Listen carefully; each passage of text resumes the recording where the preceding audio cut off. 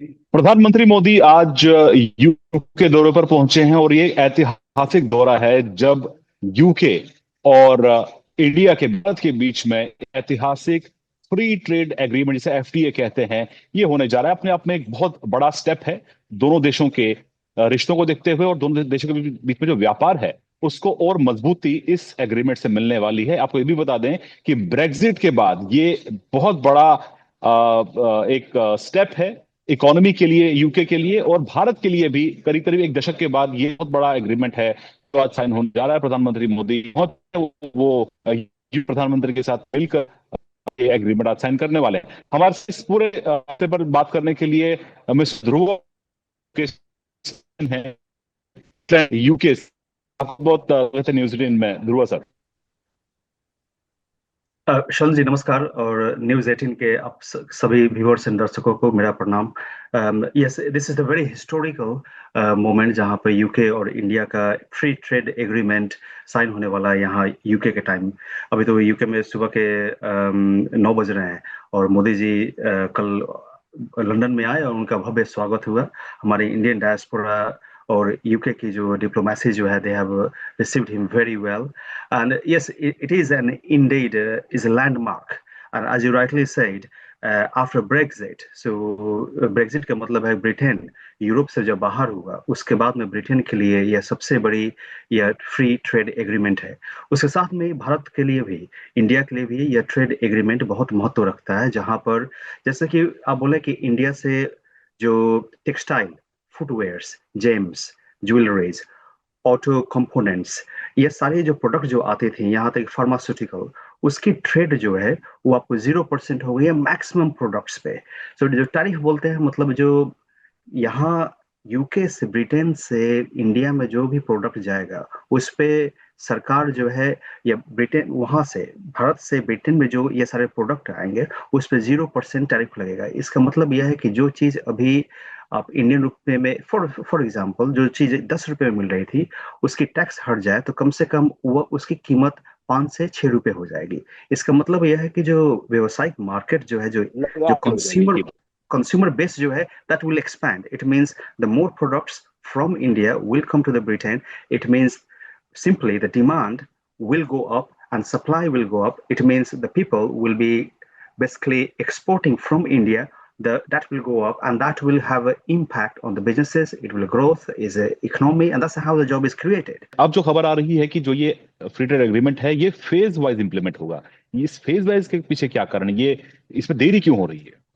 Um, जहाँ तक मेरी पूरी अंडरस्टैंडिंग है, ये जो फ्री ट्रेड एग्रीमेंट दिवाली 2022 में साइन होना था, 2022, by that time this free trade agreement should have been happened.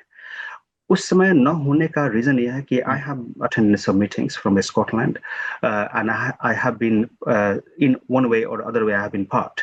सो 2022 में दिवाली के समय यह जो एग्रीमेंट साइन होने वाला था उसमें नहीं हुआ, क्योंकि उसमें नेगोशिएशन हुआ। And negotiation was both on the both side, on the Britain, on India.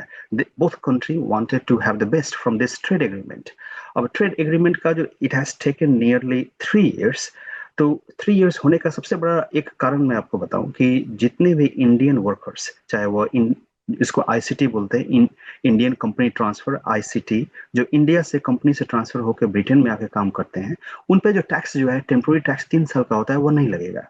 उसका सिंपल सा मतलब है, कोई भी एक आईटी वर्कर यहाँ पे आता है, वो काम करता है, तो उसको मंथली टैक्सेस जो है एनआई पे कम से कम 30 से 40 हजार रुपया टैक्स तो उसको देने पड़ते हैं, वो उसकी डायरेक्ट सेविंग होगी। तो यह इंडियन वर्कर्स के लिए, जो स्किल्ड प्रोफेशनल वर्कर्स हैं, यह एक बड़ा डायरेक्ट इम्पैक्ट है। फिर जो टैरिफ जो है, जो ब्रिटेन, जो इंडिया से ब्रिटेन में प्रोडक्ट आती थी, वो टैरिफ काफी लो हो गई है और 0% हो गई है, जो इंडिया के लिए सबसे बड़ा आप बोले कि अचीवमेंट है वो। तो यह negotiation, this negotiation has taken quite longer, but it has been tough negotiation, and also Britain has got benefited. For example Scotch whisky का देखें, जो स्कॉटलैंड से स्कॉच विस्की, स्कॉटिश फिश जो सामान जो है, उस पर 0% टैरिफ लगेगा इंडिया में।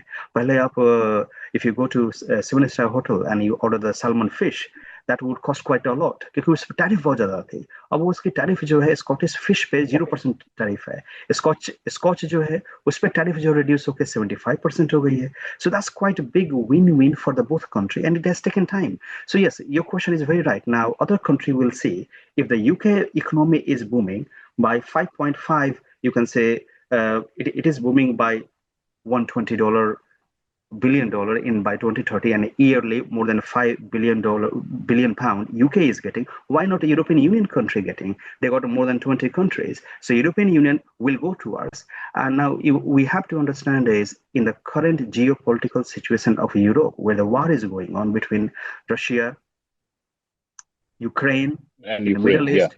Yeah, you can see in the Middle East, there a lot of the unsettlement, the Israel, Iran, Iraq, and the entire the Arab and Palestine is going. China demand is going down. There isn't a space for alternative country who could do so.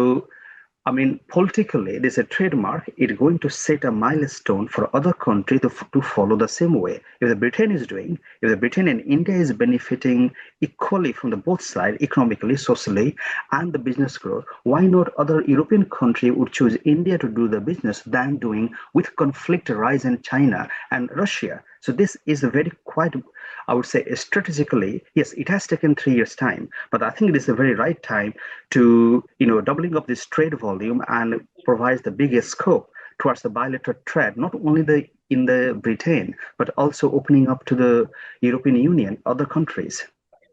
Major products of India जिसमें हम देखते हैं कि जो agriculture है, जो agriculture products हैं, वो वहां पर ब्रिटेन में भी काफी पॉपुलर हैं। तो क्योंकि इंडिया इज अ कृषि प्रधान देश, तो ऐसे में जो एग्रीकल्चर प्रोडक्ट्स हैं किसानों के लिए, हम क्या देख रहे हैं कि जो भारतीय किसान है उनका कितना फायदा हुआ इस डील से? इसका सिंपल सा यह है कि जो ब्रिटेन, जो इंडिया का एक्सपोर्ट यूके को जो है वो टेक्सटाइल, कंज्यूमर गुड्स, एग्रीकल्चर, उसकी टैरिफ जो है वो यहाँ पे 0% हो रही है। इसका मतलब है जो चीज अभी करंट मार्केट में 1,000 रुपये मिलती थी वह मिलेगी आपको 400 रुपये में या 500 रुपये में। इसका मतलब है कि एक आदमी यदि अफोर्ड कर सकता था, सिंपल टर्म में सोचे, यदि बस मैं ही एक अफोर्ड कर सकता था 1,000 रुपये की एक चीज खरीदने के लिए, अब वो 500 में लिए तो 10 लोग उसको खरीद सकते हैं। क्वालिटी बेटर है चाइना से, प्रोडक्ट की जो रिलायबिलिटी बेटर है, मैन पावर बेटर है, सप्लाई चेन बेटर है, इकोनॉमिकल और पॉलिटिकल टाई अप बेटर है। तो इंडिया में जो इम्पैक्ट है वो उसकी डिमांड जो बोलते हैं, डिमांड काफी बढ़ेगी। जैसे ही डिमांड बढ़ेगी, सप्लाई करने के लिए वर्क फोर्सेस और इकोनॉमिकल फोर्सेस वहां पे आएंगे, जिससे जॉब क्रिएशन होगा। और जो अपना जो आम आदमी है वो देखेगा कि जो सप्लाई चेन जो है, ये कंप्लीटली लॉजिस्टिक सप्लाई चेन है, वो बूम हो रहा है। जो शिपिंग ट्रेड जो है बूम हो रहा है। जो एंड यूजर जो है, एंड यूजर या ब्रिटेन का बोले या फर्स्ट सप्लायर जो है इस पूरे चेन का, जो इंडियन वहां पे एक्सपोर्टर जो है, एक्सपोर्टर का जो चेन जो है, दे will get a big boom, क्योंकि सप्लाई और डिमांड का ये पूरा जो है ये टैरिफ है और ये खेल है।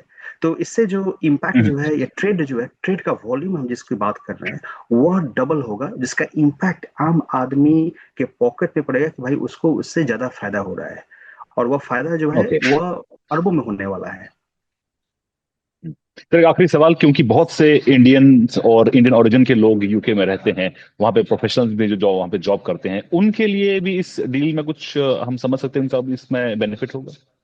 जी बिल्कुल, यही सबसे एक मेन हाईलाइट है कि जो इंडियन आईसीटी पे आते हैं, इंडियन कंपनी ट्रांसफर से जो इंडिया से ट्रांसफर होकर यूके में आते हैं, उन पे यहाँ पे आने पर टैक्स लगते हैं 2 तरह के। उसको बोलते हैं नेशनल इंश्योरेंस टैक्स, एक नॉर्मल टैक्स। तो जो नेशनल इंश्योरेंस टैक्स जो है, जो नियरली यहाँ पे 12% से 15% लगता है डिफरेंट सारी सैलरी पे, वह 0 हो गई।